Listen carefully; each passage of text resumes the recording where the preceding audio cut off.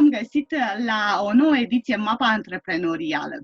Astăzi sunt mai mult decât fericită să l-am invitat pe Valentin Maier. De ce sunt fericită? Este un tânăr antreprenor cu o expertiză internațională. Din câte știu eu și sper să mă corectez, Valentin, Franța a fost punctul tău de dezvoltare antreprenorială și de acumulare masivă de know-how.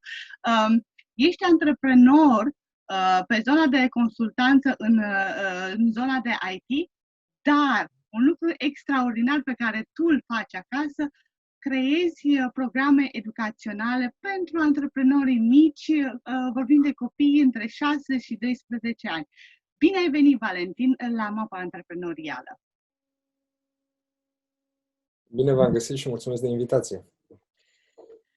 Valentin, trăim niște timpuri speciale pe fondul acestei situații speciale de criză sanitară și așa mai departe, care implicit aduce și o criză socială, financiară.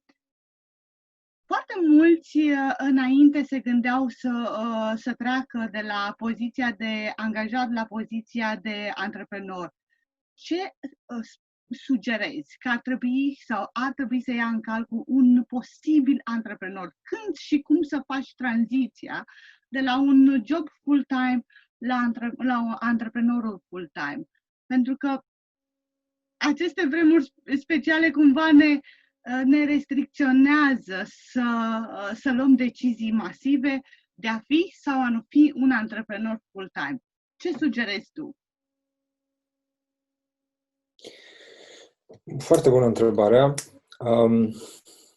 O să încerc să raportez totul la experiența personală și la experiența acumulată din lucru cu celelalte multe persoane.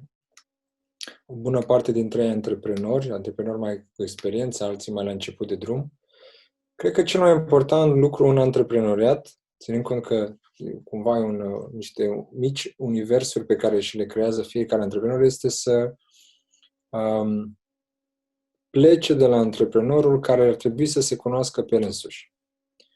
Cât timp tu nu te cunoști pe tine, nu vei ști ce limite poți să pui ecosistemului pe care îl creezi. În ecosistemul ăsta mă refer la unul de business, dar nu numai. Și atunci, în momentul în care cineva se decide sau ia în considerare ideea de a trece spre intraprenoriat sau antreprenoriat, avem până la urmă mai multe forme de inițiativă, ar trebui să vină în punctul în care există o bază de cunoaștere personală la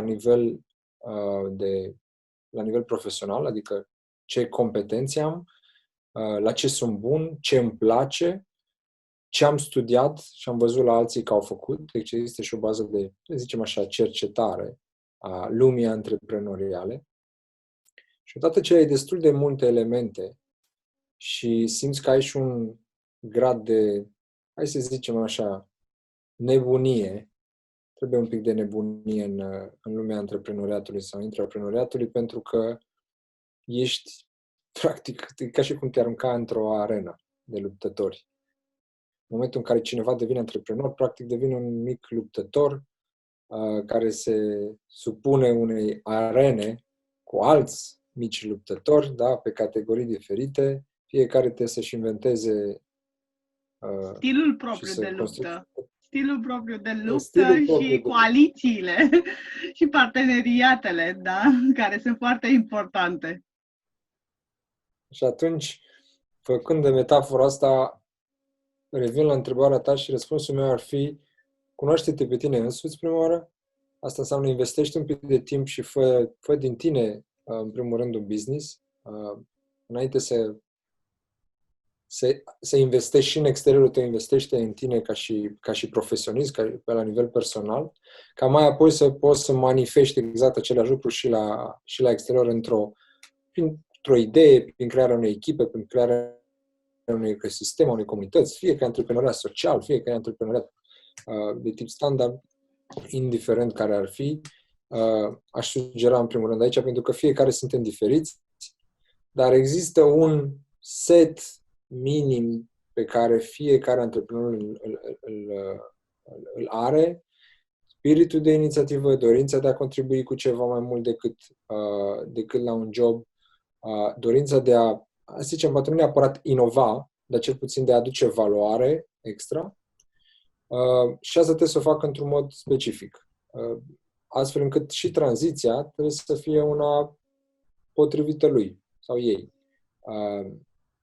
Trebuie să fie una lentă, dacă știi că nu ești, dacă ai o, zicem, rezistență la risc sau o adversitate la risc mai scăzută, sau poate să fie una mai rapidă, funcție de cum ți se potrivește. De exemplu, la mine a fost una mai rapidă. M-am aruncat dintr-o zonă în alta, știam că asta e ceea ce mi se potrivește, mă arunc în lac și după aceea învăț să not. Îmi cresc aripi în timp ce zbor, cum ziceau mentorii mei. Și mai depinde, bineînțeles, de un aspect, aș spune eu, foarte important de luat în considerare, zona financiară. Poți să faci un business bootstrap, da, cu resurse de acasă, banii tăi, banii părinților, banii prietenilor, investești tu banii tăi la început, sau poți să te lansezi într-un business în care, profesionist fiind, aduci know-how-ul tău, alții vin, îți dau banii și îți creează un context potrivit încât tu să începi lumea antreprenorială. Există diferite formule. Încă o dată, cred că oricum am luat-o, revine la antreprenor care el trebuie să se cunoască, să știe, fac mai rapid, o fac mai lent, investesc mai mult, investesc mai puțin, iau bani din exterior, nu am curajul să iau bani din exterior, indiferent cum o privești, tot la pilonul antreprenorului revin. Cred că foarte mulți antreprenori în punctul 0, când trec de la idee la viața reală de antreprenoriat, stau foarte mult în cumpănă când și cum să-și aleagă echipa, când și cum să dea startul în recrutarea echipei. Simt că au nevoie de partenerie de business sau cofondatori, dar încă sunt nesiguri pe resursele lor existente. Cum putem să alegem cei mai buni parteneri de business? Cum putem să ne alegem echipa chiar și când suntem în momentul 0 a vieții noastre antreprenoriale? Aici eu am făcut destule greșeli încât să pot să vorbesc din experiență. Învățăm din greșeli foarte frumos. Cât timp, cu riscul de a mă repeta, o să mă refer iară la antreprenori. Ca să poți să-ți alegi cofondatorii potriviți, înseamnă că trebuie să știi ce ți se potrivește la nivel de comunicare, ce ți lipsește, adică care e nivelul care e zona de competențe pe care o ai sau nu o ai. Cât de potrivit ești tu să acoperi anumite poziții din business și pe care ar trebui să le lași. Acum, întrebarea între dacă îți alegi cofondator sau dacă îți alegi echipă, asta e o discuție un pic mai amplă, ar putea face un topic în sine. Aș spune în felul următor. Eu sunt adeptul de a merge cu cofondator, da? Să pornești business-ul cu un cofondator sau mai mulți. Am făcut chestia asta de mai multe ori. Asta e modul meu de lucru, așa îl prefer. Dar asta pentru că eu, de-a lungul vieții mele, mi-am validat că sunt un om de echipă și am anumite zone pe care e potrivit să le fac mai bine singur, dar zona antreprenoriatului este una în care funcționez mai bine în echipă. Am fost sportiv o mare parte din viața mea și atunci am învățat să fac lucrurile mai bine în echipă. Sunt persoane cărora, și chiar am avut angajatori care mi-au explicat chestia asta, mi-au explicat de ce, funcționează mult mai bine individual, prin prisma faptului că le place să-și asume un grad mare de risc și le place totodată să aibă și puterea, dar și beneficiile. Da, prin putere mă refer la riscuri. Da? Și riscuri, dar și beneficii. Atunci lor li se potrivește mai bine. Cum ți alegi? În primul rând trebuie să știi să comunici. Trebuie să știi să comunici ce valori ai și să te întâlnești cu ei la mijloc. Nu trebuie să fie neapărat 100% aceleași valori, dar trebuie să fie cât mai multe. Pentru că momente de dificultate o să fie challenge-uite, o să fie provocate acele zone de valori și deciziile cam acolo se ancorează. Trebuie să comunici despre ce știi să faci și ce nu știi să faci la nivel de competențe, când înțelegi viziunea, ce viziune ai tu, ca să poți să le comunici și celorlalți, să vezi dacă și ei sunteți pe aceeași lungime de undă. Și bineînțeles, după aceea și cât de mult ești dispus să pui, cum se zice în engleză, skin in the game. Da? Pentru că în momentul în care ai cofondator, trebuie să știe fiecare cât de mult skin in the game are, ca celălalt să fie foarte... ca totul să fie transparent, să zic. Iar la nivel de echipă, dacă îți dai seama care ți-s verticalele de activitate sau segmentele de activitate, un termen mai puțin pretențios, atunci o să-ți fie mai ușor să-ți definești. Asta e că și o greșeală pe care eu am făcut-o, nu mi-am definit foarte clar acel job description. Simțeam deja nevoie, eram overhead cu ceea ce trebuia făcut, dar nu făcusem un job description foarte clar cu ce trebuia să facă, care sunt așteptările mele de la el, da? Și atunci am făcut greșeala în alegerea unora dintre colaboratorii inițial, din membrii din echipă. Mi-am dat seama rapid, am rezolvat-o, dar e preferat să nu faci chestia asta, să-ți faci temele. Acum, ca să-ți faci temele, înseamnă că trebuie să știi exact ce vrei, lucru care, mai ales în business, când încerci foarte multe lucruri, toată lumea zice să știi exact ce vrei. Cum să știu exact ce vreau din moment ce eu încerc lucruri? Nu știu.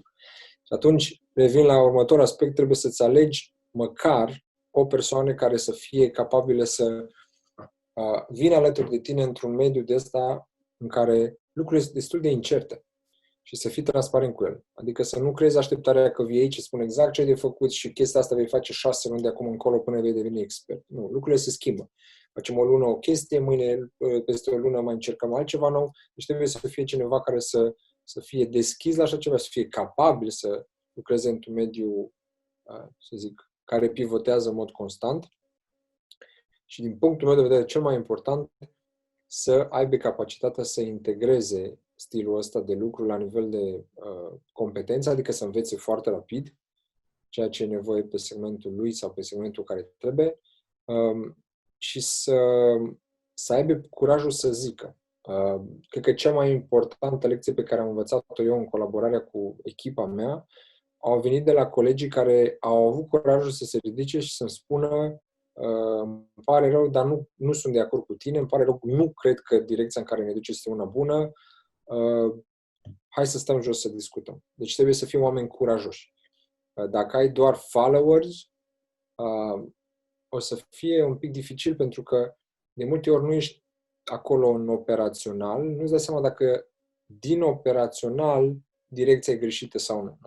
Cumva echipa construiește mașinăria pe care tu o vrei, dar în timp ce o construiește, știi mai bine dacă mașina chiar o să facă ce vrem noi sau nu. Deci cumva au focusat acolo să vezi pe unde o duci, să construiești drumul din față. Și atunci dacă echipa nu zice, hei, oprește-te un pic pentru că nu o să iasă cum vrem, trebuie să o regândim, lucrurile o să meargă de obicei înspre un zid. Cam astea cred eu că ar fi lucrurile esențiale, așa. Sunt mai mult decât în sentimentul tău vis-a-vis de a alege parteneri de lucru prefer partenerii de lucru mai mult decât echipa în sine mărită, tocmai pe principiul că 1 + 1 face mai mult decât 2 și dacă aș suplimenta ideile valoroase pe care tu le-ai nuanțat, este foarte important atunci când ne alegem un partener sau un cofondator să avem o ascultare activă și să fim foarte flexibili în a auzi întrebările și răspunsurile lor, pentru că atunci când suntem flexibili, vom auzi și când ideile noastre nu sunt bune. Pe când membrii unei echipe, tocmai pe considerentul followers, ar putea să nu aibă curajul să spună stai, că e greșită direcția ta, pe când un partener, având aceleași resurse, același column de timp și bani investiți ca și tine, va avea energia și curajul să spună stop, ideea ta este greșită, nu funcționează așa și hai să vedem altfel cum stau lucrurile. Și cred că acesta este beneficiul, unul dintre beneficiile pe care eu le-am regăsit în a lucra cu parteneri. Partenerii sunt mult mai deschiși de a spune e greșit sau e bine, e bună direcția, pe când angajații din considerentul de a fi ok cu tine, pe stilul de comunicare, evită să se ridice, să aibă curaj și să spună uite, asta este direcția pe care eu o văd. Este foarte, foarte adevărat. Valentin, sunt foarte multe greșeli pe care un antreprenor le face, cel puțin în primii 2 ani. Foarte multe. Numai când mă gândesc eu la primii ani de antreprenoriat în România, cum gândeam o afacere. Dacă acasă gândeam afacerea cu pași foarte mici, acum vorbesc de acum 15 ani, gândindu-mă la fiecare pas în parte, de la o lună la alta, la acțiunile mele, aici, cu Brainstorm, lucrurile au fost total opuse. Poza a fost globală și apoi s-a gândit strategia și pașii de acțiune. Care au fost greșelile tale sau care crezi că sunt greșelile cele mai importante din viața unui startup în primii 2 ani sau 1 an?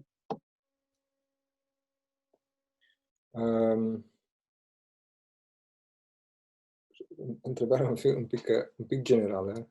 Depinde și de domeniu, bineînțeles. Acum eu nu o să vorbesc la nivel general pentru că nu sunt antreprenor în toate domeniile. Eu mă refer la zona de tehnologie, zona tech și puțin în zona educațională. În zona de tehnologie, mai ales, există o vorbă spusă care e așa, eu aș merge nuanțat spre ea, dar are o esență bună. Dacă nu ți-e rușine de prima versiune pe care ai lansat-o, înseamnă că ai lansat-o prea târziu. Adică trebuie să lansezi cât de rapid poți, pentru că validarea nu este cea din casa ta, validarea este cea pe care ți-o dă piața.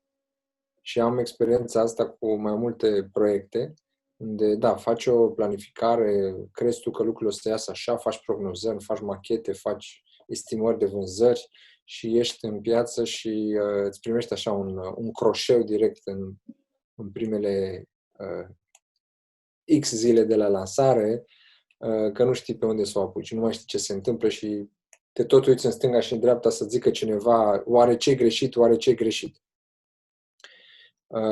Și atunci aspectul ăsta de a lansa sau nu prea rapid sau prea repede este prima dificultate pe care o are un antreprenor, mai ales în zona tech. Ce poate să facă și ce ajută foarte mult este zona de cercetare anterioară. Înainte să consideri să investești prea mulți bani sau să ieși public, ar fi bine să mergi să-ți faci temele. Nimeni nu o să te condamne dacă faci 100 de interviuri cu potențial clienți sau potențial colaboratori, fără să vii cu ceva nou, faci o zonă de cercetare, ca ulterior să zici, uite, din analiza mea, din analiza făcută în piață, am luat decizia să, urmând să vedem dacă se aplică și la un număr mai mare. Da? Ca și când facem acele studii de piață. Nu știi dacă se aplică pe întreaga populație, îți dă o vedere, da? O direcție, cum că dacă un anumit subset de oameni, de potențial clienți spun asta, este posibil ca produsul tău chiar să funcționeze. Și atunci cercetarea te poate scoate din eroarea asta de a lansa prea rapid sau prea repede. Cred că următorul lucru care ar fi, l-am menționat deja, este zona de a-ți construi echipă. Asta e una dintre erorile pe care le poate face un startup, un antreprenor.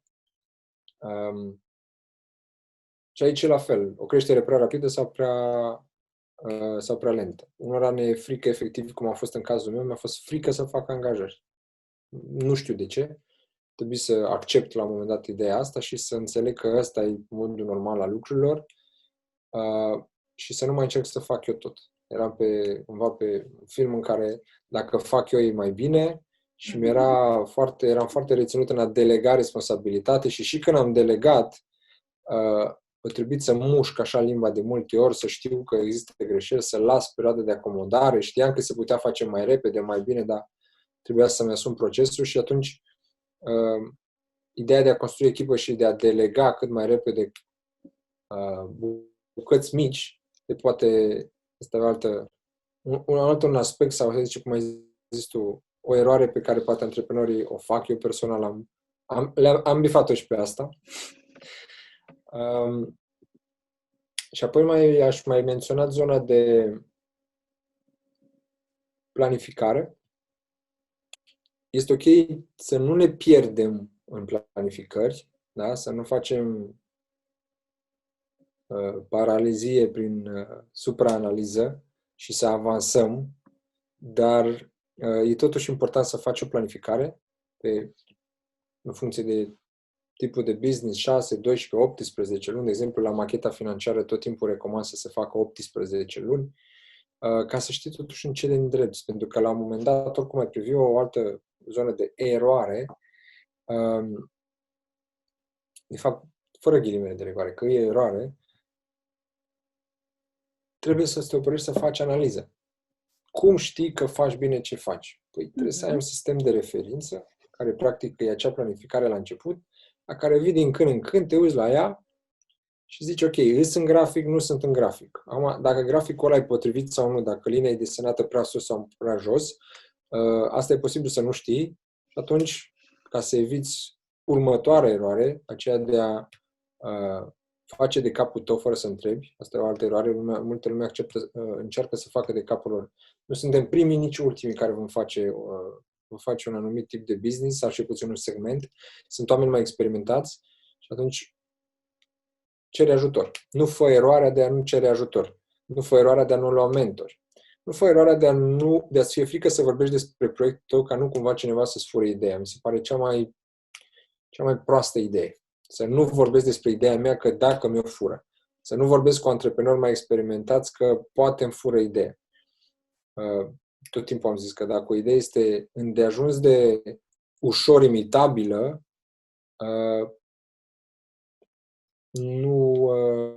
mai bine nu te apuci de ea. Pentru că în momentul în care ai ieșit, cuiva cu experiență, cu resurse, ia foarte puțin să vină să te ajungă din spate. Și atunci elementul principal să fii tu, să nu crezi că secretul stă în idee, ci secretul stă în execuție. Și execuția ar trebui să ține de tine și de echipă. Și atunci ăla e factorul unic. Și aș mai menționa zona de relații. Da? Antreprenorii mai fac o eroare în momentul în care, și din păcate am văzut asta și în ecosistemul nostru, aceea de a se închide. Ne închidem să lucrăm, ne închidem să păstrăm secretul, ne închidem să facem mai nu știu ce și uităm să vorbim cu alți antreprenori din jurul nostru, uităm să vorbim cu echipa, uităm să vorbim cu clienții, uităm să vorbim cu mentorii, uităm să facem networking, uităm să ne adaptăm și noi ne băgăm acolo într-o mică bulă, începem să lucrăm, să ne uităm, ecosistemul ăsta se schimbă. Da? Vedem acum ce se întâmplă cu COVID-ul, ce credeam noi că e potrivit. Dacă ne-am fi închis așa într-o bulă, când ieșeam din bula aia, toată lumea s-a schimbat. Și atunci ia feedback constant din mediul înconjurător și integrează-l pe cât de bine posibil. Până la urmă, așa fac toate organismele vii, se adaptează. În business trebuie să facă exact la fel. Să se adapteze luând feedback constant din exterior. Asta se întâmplă și pentru că nu avem o educație de a primi feedback-urile, fie pozitive, fie negative, în special cele negative, și nu știm cum să reacționăm la ele și preferăm să stăm în carapacea noastră și să nu deranjăm, să nu fim vizibili, dar în schimb să ni se vândă produsele și serviciile noastre. Un lucru care nu mai este acceptabil în zilele noastre, mai ales pentru antreprenoriatul tânăr, care ar trebui să fie foarte activ sau cel puțin știe deja regula networking-ului, că este primul instrument de a fi vizibil pe o piață. Și tu ai menționat foarte frumos de a ieși și a comunica despre tine, despre produsul tău, pentru că cred că ți s-a întâmplat și ție, povestea din spatele tău, povestea din spatele produsului tău face și aduce suport în vânzarea produsului tău și a serviciilor tale. Foarte multă lume, Valentin, vorbește despre procese, despre echipa de vânzare, care sunt atât de importante elemente în viața oricărei afaceri. Vorbește-ne despre cum ai construit tu procesele în cadrul companiei de consultanță pe zona de IT și echipa de vânzare.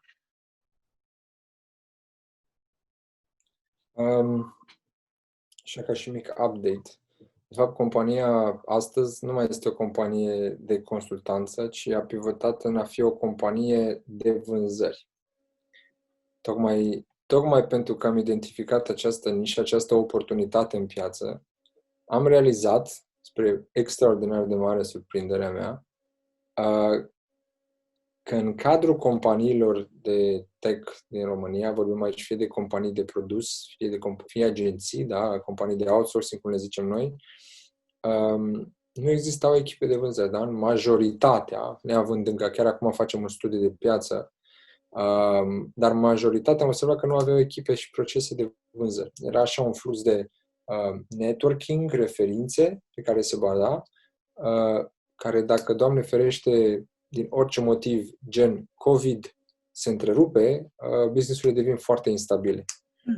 Și atunci, practic, o companie care nu are procese de vânzare, care se asigure pe termen lung că se poate adapta și depinde numai de fluxul care vine din exterior, fără să existe un mecanism de outbound, cum se zice în vânzări, da? Să mă duc eu către piață, nu să aștept să vină piața către mine cum. România, nu numai România, toată Europa de Est, de fapt, a beneficiat de fluxul ăsta, de infuzia asta de proiecte, pentru că eram o piață ieftină și atunci, din aspecte ce țin de reducere de costuri, companiile din vest, din Statele Unite, veneau spre noi să executăm.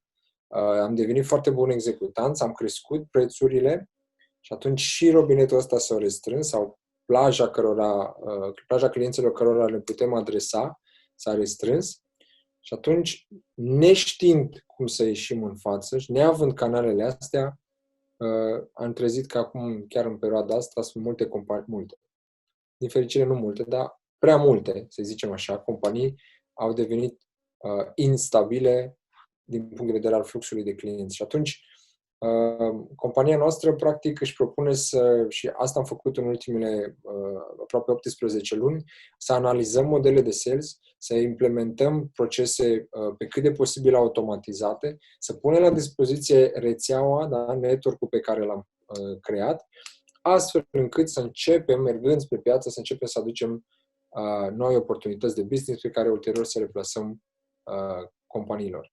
Și atunci, dacă un startup, de fapt orice companie la orice nivel, și apropo am vorbit cu companii de 5 persoane și avem clienți și companii de 160 și 300 de persoane care se confruntă cu problema asta, dacă nu ai focus și pe zona asta, riști efectiv să te trezești că îți pui singură un căluș în zona de creștere. Pentru că nu devii sustenabil. Nu știi pe ce să-ți bazezi creșterea. Nu știi pe ce să-ți prognozezi. De unde știu eu că o să am 3 clienți? Păi, în principiu, vânzarea e la bază matematică. Dacă eu știu că trebuie să vorbesc cu 100 de clienți ca să am 3 clienți, înseamnă că procentul meu de conversie e 3%.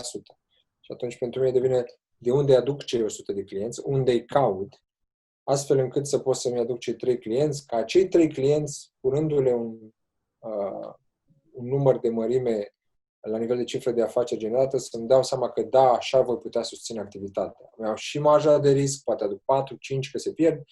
Și atunci, ce am observat este că este și canalele de vânzări pe care le construiești, că e vorba de canale de achiziție online, Facebook, social media, LinkedIn, outbound, inbound, indiferent cum îs, au la bază, practic, ecuații matematice simple, care dacă le urmărești și le monitorizezi, îți asigură continuitate. Și noi asta facem la TechMatch.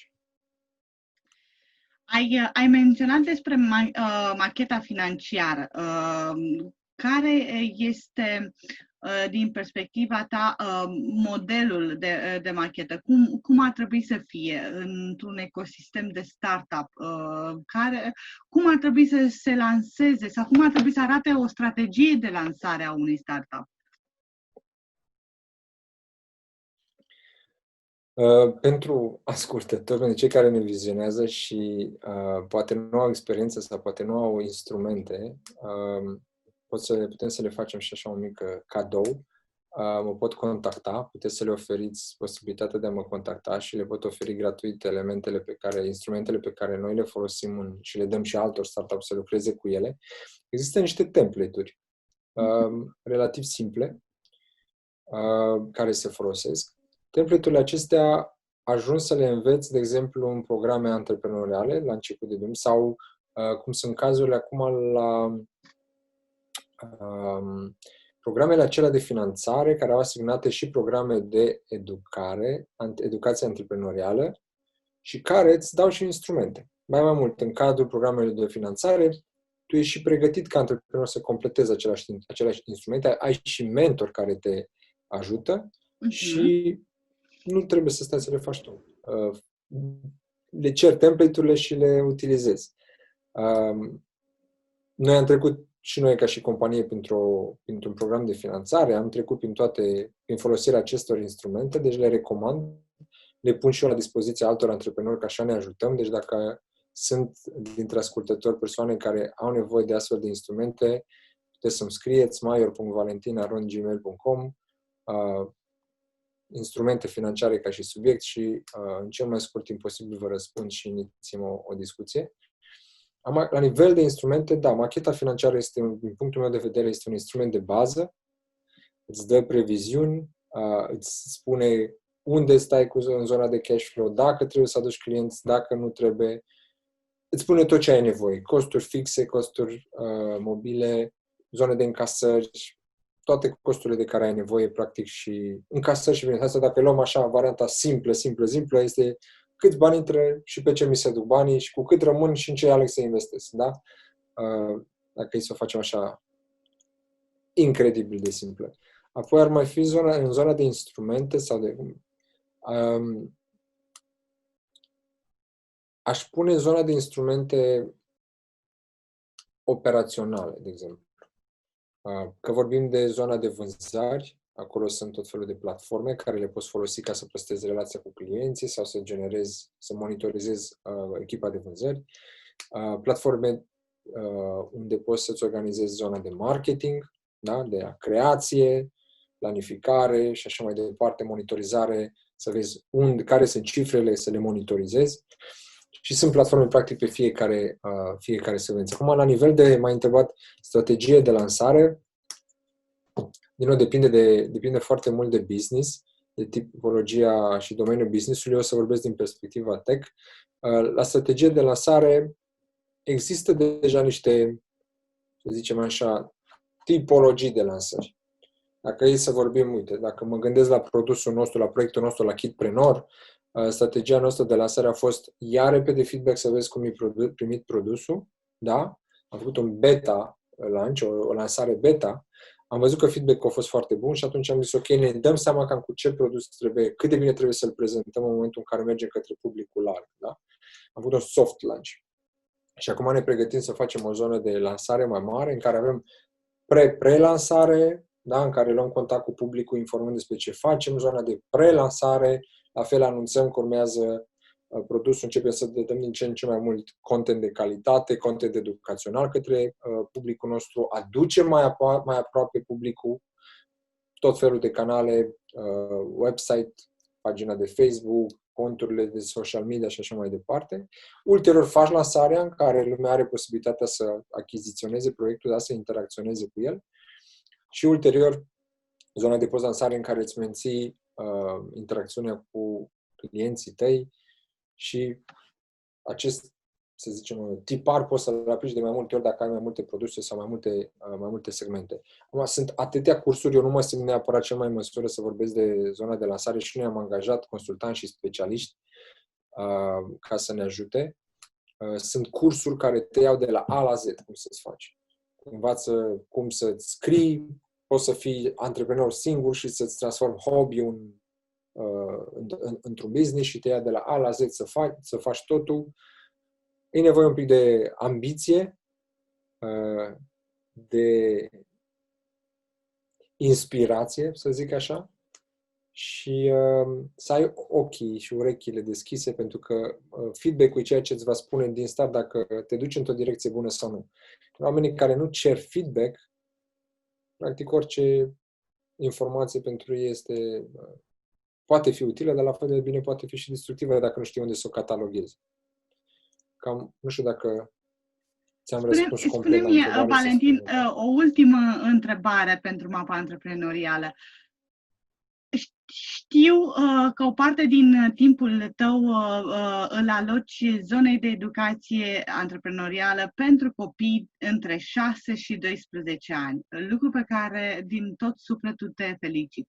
De ce ai ales această categorie de omuleți antreprenori și nu tinerii din zona de startup-uri care au mai multă, să spun, disperarea de a avea ajutor e mult mai mare? Răspunsul e foarte simplu. Nefericit într-o oarecare măsură, dar simplu. Am lucrat, după cum vă ziceam, și în programe antreprenoriale, am fost mentor, am avut ocazia să interacționez cu wannabe entrepreneurs, da? De toate vârstele, cu potențial enorm sau în dezvoltare. Un aspect am văzut că se reitera și era vorba de un mindset. Un mindset care parcă vinea sădit de undeva din spate și într-o formă greșită. Acum, nu vreau să mă duc să dau vina pe ceva. Știm că avem un istoric cultural, știm că avem un istoric politic, care au făcut că am fost cumva ghidați într-o anumită direcție. Da? N-am avut oportunități, cum poate au avut alți tineri din alte țări. Și atunci m-am izbit în foarte, foarte multe cazuri, că vorbeam de liceeni, că vorbeam de antreprenori cu vârste, 18, 25 sau chiar 25, 45, de o zonă de mindset greu de schimbat. E foarte greu, mi-am dat seama că e foarte greu să te dezveți ca apoi să înveți. Și știu că sunt domenii, cred că în zona de artă, am auzit asta de la o cunoștință, trebuie să înveți să te dezveți înainte de a putea să înveți ceva nou. Că dacă ești impactat de un anumit stil, nu vei putea niciodată să integrezi complet alt stil artistic. Și atunci, eu am considerat că o soluție ar fi, și am decis să investesc în ea, să mergem cu a aduce educația antreprenorială chiar în momentul în care începem educația formală și să construim pe ea din start sănătos. Acum, bineînțeles că rezultatele sunt foarte târziu vizibile, da? Noi ne căutăm să targetăm acum să aducem în comunitate 5.000 de copii, poate 5.000 de copii în 5 ani de zile, 5.000 de copii, poate 5 dintre ei vor ajunge să fie antreprenori mari. Și efectele proiectului se vor vedea în 10 ani, poate. Da? Dacă ești în 6-12, numai bine o să fie în categoria 6-18 când vor începe să investească în idei, dar vor avea know-how construit din start, încât practic ar trebui să devină o joacă pentru ei. De a testa proiecte, de a da eșec, de a lua de la capăt, de a primi feedback, de a trece prin tot ciclul, să devină ca și cum mai scrie. Ceva normal. Să nu... Eu n-am avut parte de un mediu antreprenorial acasă și nici un mediu în care am trăit, din păcate, n-am știut să mi-l aleg, n-am fost ghidat în direcția respectivă și atunci clar am mers cu frâna în momentul în care am intrat alături de alți antreprenori care aveau model de acasă, care înțelegeau ce înseamnă să ai bani, să nu ai bani, să investești, să existe perioade în care mergi bine, perioade în care mergi mai puțin bine Și tot ceea ce presupune, da? Să faci facturi, să plătești N de lucruri care țin de lumea antreprenorială. Și atunci ne-am dorit să infuzăm cunoștințele acestea încă de la început, plus că, sincer, mă aștept să mai se întâmple un lucru. În demersul ăsta antreprenorial am văzut un lucru incredibil de bolnăvicios, despre care o să vorbesc mult timp de acum, probabil o să mă mai auziți dacă mă urmăriți. Fără rea intenție, familia și prietenii sunt cei care te descurajează primii. Și atunci, eu sper ca prin acest program, părinții să înțeleagă mai bine, studiind poate alături de copii, să înțeleagă mai bine și să se dea la o parte din fața copilului. Să se dea la o parte și să-i dea posibilitatea să greșească acolo unde poate lor le-ar fi frică să greșească. Pentru că dacă înțelegi ce înseamnă să fii antreprenor, chiar dacă n-ai făcut-o sau nu vei face, dar dacă îi vei da șansa să greșească și să zici, e ok că ai greșit, ce ai învățat și ce vrei să faci următor. Te lași de proiectul ăsta, începe altul, ce-ți propui. Și faptul că se dă la o parte și nu-ți pune piedică, cred că este un avantaj atât de mare care poate să facă diferența între succes și eșec în faza unui antreprenor. Familia și prietenii, mai ales cei care nu au cunoștințe antreprenoriale, sunt primii care îți spun da, are rost, dar nu-i greu, vai, dar nu mai bine stai și tu la un de job, sigur, de ce să faci nu știu ce când ai putea să... Obstacolul antreprenorului nu vine numai din prisma business-ului, mai vine și influența asta nefastă a oamenilor care nu înțeleg sau n-au curajul și puse cap la cap, practic un antreprenor așa, exact cum am zis, ca un gladiator. Trebuie să intre și se lupte în arenă. Nu ascult ce zic ăștia că am treabă. Și știi unde e paradoxul, Valentin? Scuze-mă, știi unde e paradoxul? Pentru că părinții, când antreprenoriatul e ca și un bebeluș care începe să meargă. Dacă tu ca părinte îi spui copilului tău, hai că poți, că atunci când începe să meargă și îl încurajezi să cadă și să continue activitatea de a progresa, de a începe să meargă, de ce nu o faci și în zona antreprenoriatului? Pentru că este lucrul care creează independența copilului tău. Și aici e paradoxul. Dacă în primii ani de viață tu spui copilului tău, hai că poți, de ce trebuie să-i tai frânele în zona antreprenoriatului prin însemnarea de unui mindset greșit? Și cred că lucrul cel mai dur e, și pentru asta încă o dată te felicit, nu este cu copilul de 6-12 ani, ci cu părintele acelui copil care uită să-și încurajeze copiii, uită că totul este posibil și totul stă în mintea noastră dacă vrem sau nu vrem să evoluăm și să progresăm în orice direcție. Bravo! Mulțumesc! Valentin, îți mulțumesc din suflet pentru tot know-how-ul împărtășit cu comunitatea Brainstorm și în special cu zona antreprenorială. Mapa antreprenorială, așa cum spun de fiecare dată, este nu este despre antreprenori, ci este despre experți, despre oameni care aduc valoare, oameni care amprentează, iar faptul că tu amprentezi suflete atât de mici și mergi atât de profund la problemele reale ale societății și încerci prin proiectele tale adiacente să rezolvi un viitor frumos în antreprenoriatul românesc, face mai mult decât lăudabilă munca ta. Îți mulțumesc din suflet pentru prezența ta la mapa antreprenorială și îți doresc mult succes în tot ceea ce faci tu. Mulțumesc frumos, la fel. Toate cele bune!